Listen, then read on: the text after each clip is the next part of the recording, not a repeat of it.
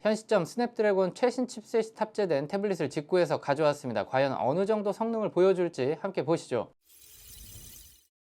안녕하세요, 엔테크입니다. 오늘은 정말 궁금해서 구매한 태블릿 하나 가져왔습니다. 바로 아너 매직 패드 프로 3인데요. 기존의 아너 제품을 한번 구매해서 사용해봤는데 고급스럽다까지는 아니었고 가성비 위주의 외관, 하지만 구성은 짜임새가 있다는 생각을 했습니다. 지금 보시면 아너 GT하고 이번에 나온 플래그십 아너 매직 패드 3 프로인데 뒷면은 둘 다 플라스틱을 사용했는데 마감에 있어서 약간 차이가 있어요. 기존의 GT 같은 경우에는 맨질맨질한 플라스틱이었는데 이번에 플래그십 제품인 아너 매직 패드 프로 3의 경우에는 살짝 사각사각한 느낌이 납니다. 그 이외에는 그렇게 큰 차이가 느껴지지 않아요. 제가 전용 펜까지 함께 구매를 해서 관세를 내고 나니까 100만 원이 넘었습니다. 여러분들 많이 봐주셔야 됩니다. 기존에는 제가 키보드 케이스까지 함께 구매해서 항상 보여드렸었는데 중국 직구 제품의 경우에는 한글 사용하기가 어렵더라고요.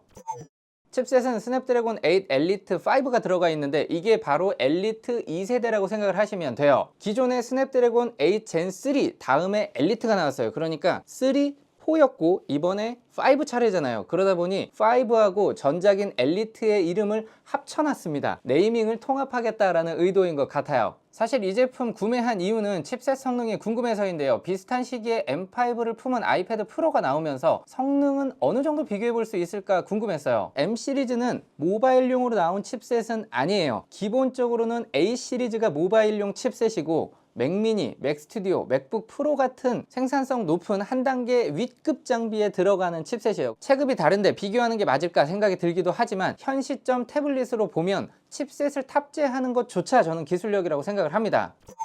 긱벤치 6 기준으로 보면 엘리트 5의 성능이 기대에 미치지 못한다는 걸 알 수 있습니다. 유출된 점수보다도 낮기 때문에 M4에도 밀리는 점수입니다. 3D마크 익스트림 스트레스 테스트를 보면 7000점대가 최고 성능이고 80% 전후의 유지력을 보여주고 있어요. 눈에 띄는 부분은 최고 온도의 경우는 40도 초반에서 스로틀링이 걸렸는데 아무래도 면적이 넓다 보니 발열 관리는 무난하게 되고 있다는 걸 볼 수 있었습니다. M5의 최고점을 보면 만점이 넘기 때문에 상당히 큰 격차를 볼 수가 있는데요. 이렇게 M4, M5가 성능이 확실히 뛰어난 건 맞는데 결국 그래서 태블릿으로 뭘 할 거냐라는 물음으로 들어왔을 때는 약간 애매해질 수가 있습니다. 물론 아이패드 OS 26이 올라가면서 멀티태스킹이 풀렸고 맥북과 유사한 움직임을 보여주기는 하지만 AAA 게임을 지원하지 않는 애플 생태계의 한계가 저는 명확하지 않나 생각이 들어요. 결국 영상 편집, 사진 편집, 음악 작업 등의 생산성 위주의 사용자가 아니라면 M4,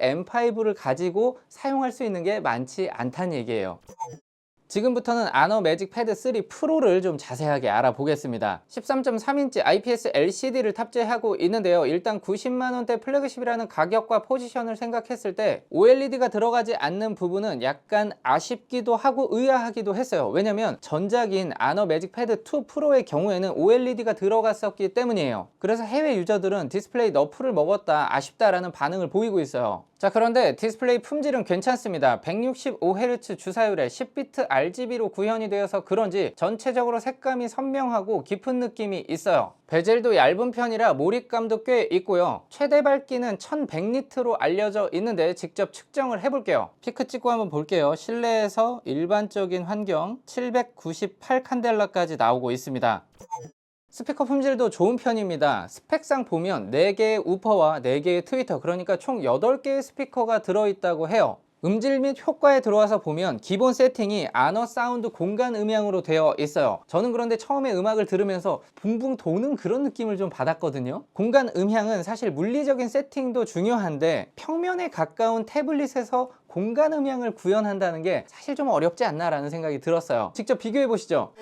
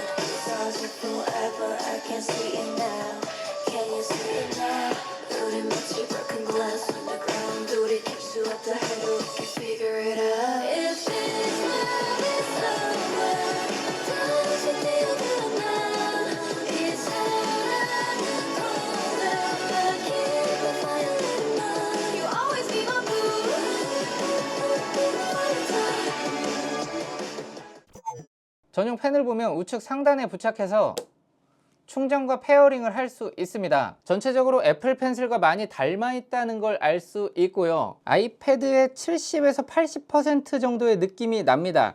공부용으로도 사용은 할 수 있는데 강력 추천드릴 수는 없겠어요. 사용해보면서 느꼈던 특징들 몇 가지 더 말씀드려 보겠습니다. 일단 UI는 굉장히 중국 탭스러운 느낌이 들어요. 안 좋은 게 아닙니다. 요즘에 제가 샤오미, 오포, 비보, 아너까지 다 사용을 해봤는데 대부분 만듦새가 굉장히 좋아졌습니다. 이제는 갤럭시 탭보다 못하다라고 할 부분이 필기 말고는 사실상 없을 만큼 잘 만들었어요. 오포, 비보, 아너의 경우에는 중국 내수용을 구매하더라도 한글 지원을 합니다. 그런데 완벽한 지원은 아니에요. 아래쪽에 보시면 알람이 중국어로 오고 있어요. 탑재된 AI 기능 등은 사용할 수가 없습니다. 언어 지원을 해주지 않습니다. 사진의 경우에는 AI 기능을 활용할 수 있었는데요. AI 스타일에 들어와서 보시면 조금 재밌는 프리셋 값들이 있어요. 정리를 해보면 스냅드래곤 8 엘리트 5의 경우 기대했던 성능보다는 아쉬웠고요. 하지만 태블릿으로 할 수 있는 영역에서는 충분한 성능이었습니다. 그리고 태블릿 특성상 면적이 넓다 보니까 발열 관리에서는 유리했고요. OLED가 아닌 LCD라는 점에서 약간은 아쉬웠지만 최대 밝기, 색감, 베젤, 밝기 등은 만족스러웠고요. 스피커는 8개가 탑재됐는데 스테레오 세팅으로 듣는 게 더 명료하고 밀도감 있는 소리라 좋았습니다. 인간이 몇인데 그 수많은 인간 중에 순수한 인간은 딱 한 명이었잖아. 근데 왜 다 나한테 덮어씌워? 이거 나만 이상해? 어? 그렇게까지 되니까 진짜 네가 너무 보고 싶더라. 너무. 혹시나 직구를 하실 분들께서는 한글을 지원하지만 부가 기능을 사용할 수 없다는 점 기억해 주시고요. 키보드는 비추합니다. 물론 저도 궁금했지만 여러분들의 궁금증을 풀어드리기 위해서 만들어 본 영상이거든요. 앞으로도 꾸준히 도움되는 영상 만들어 볼 테니 구독 한 번씩만 부탁드립니다. 감사합니다.